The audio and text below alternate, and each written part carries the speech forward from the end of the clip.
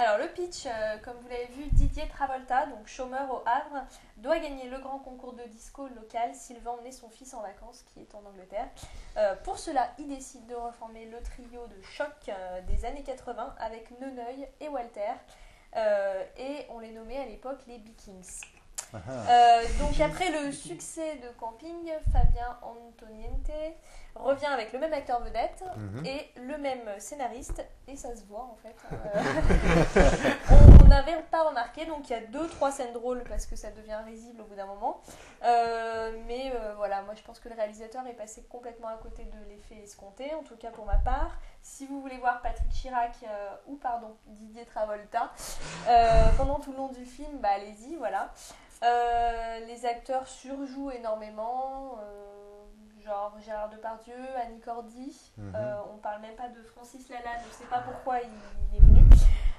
Donc voilà, il y a une sorte de morale, de message, le même message que dans Camping sur d'un côté les riches, d'un côté les gens de les petites gens, voilà, une sorte de morale un petit peu pareil que dans Camping. Moi j'avais vraiment adhéré Camping. J'avais rigolé vraiment. D'accord. D'autant plus que c'était tiré des sketchs de Dubosc et tout, mais là vraiment pas du tout, rien. Donc à sauver peut-être François-Xavier de Maison qui fait beaucoup de films en ce moment, et moi là je l'ai trouvé pas mal.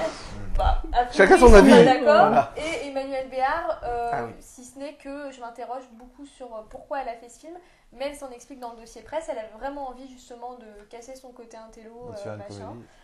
Et elle était contente qu'on la choisisse. Donc voilà, moi si vous voulez écouter du disco, si vous aimez le disco, mais si c'est pour aller rire au cinéma, n'y allez pas. Mais si c'est pour écouter du disco, allez-y. Et moi j'ai mis 2G. Voilà. 2G, Olivier, Michael.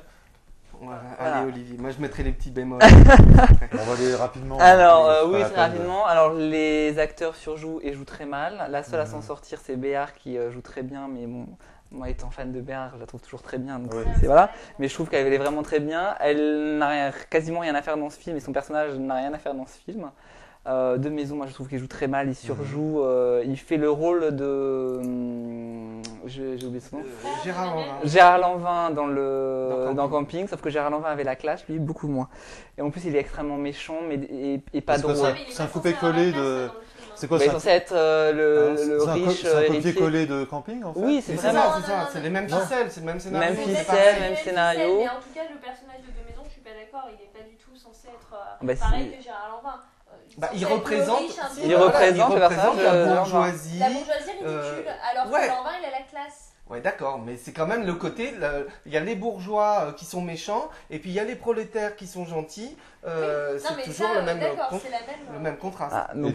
Ceci dit, voilà. Bon, si on aime le disco, la bande-annonce est très bien, autant l'acheter, c'est même pas la peine d'aller voir le film. C'est un G pour Emmanuelle Béard, parce qu'elle est quand même exceptionnelle, et c'est la seule qui fait rire dans le film, alors qu'elle n'est pas spécialement connue pour ses rôles comiques. Ouais, non, mais c'est bien, ça n'est pas un rôle du jeu. Non. Alors moi je soulignerais simplement que Dubosc en survêt blanc, on dirait Zaza Napoli. Donc c'est simple, c'est Michel Serrault dans La Cage aux Folles. En plus, il roule du cul, alors que son personnage est hétéro. Donc on se pose des questions. Il y a une grève au port, donc c'est comme dans The Full Monty. Dubosc en fait des tonnes. On a même ressorti Daniel Gilbert pour l'occasion, ça c'est sympathique. Simplement, pour sauver un peu le film, les scènes de disco et les scènes en discothèque sont plutôt bien filmées. Effectivement, la bande originale est très bien choisie avec que des standards ou presque. Moi, j'ai trouvé que Depardieu était pas mauvais, c'est le seul qui m'a fait sourire. Vraiment. Mais bon, simplement, c'est du lourd. Ceux qui ont aimé Camping devraient aimer Disco. Et pourtant. Car c'est absolument le même film, ou presque, avec les mêmes ficelles, sans l'émotion qu'il y avait un peu dans Camping et plus de dérision lourdingue dans Disco. Alors c'est un film populaire, limite gênant quand même au niveau du personnage de Dubosc, qui est un grand enfant qui essaie de grandir mais est resté bloqué à son adolescence et sa jeunesse. Donc c'est gentil mais sans plus, j'ai mis 2G. Et effectivement la seule à sauver son épingle du jeu, c'est Emmanuelle Béard, qui pour une fois est juste, qu'est-ce que j'ai mis, naturel, et joue très bien. Et donc c'est vrai que ces derniers temps elle a amélioré au niveau de son jeu, car moi je suis pas vraiment fan de Béa, mais là elle est bien. C'est le seul bon point du film.